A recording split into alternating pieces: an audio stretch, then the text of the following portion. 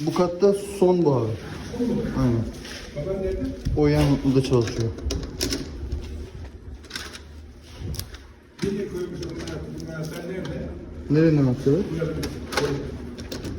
Bunların anahtarları birbiriyle uyumlu. Hepsini bir arada topluyorum. Şunu soruyorum, bu nerede? Bunun anahtarı. Hayır ya. Açıyorsun ya, burada mı burada mı? Ha, bu tarafa açılıyor böyle. He? Kanat burada, bu tarafa açılıyor. Kolona doğru. Manyak herif, niye yatar zaten? Lan ne diyor? Yanlışlık var orada ya. Yatak bu tarafta mı? Evet. Bu tarafa açılıyor. Olmaz, orada şey var. Bu tarafa açılıyor. Olmaz.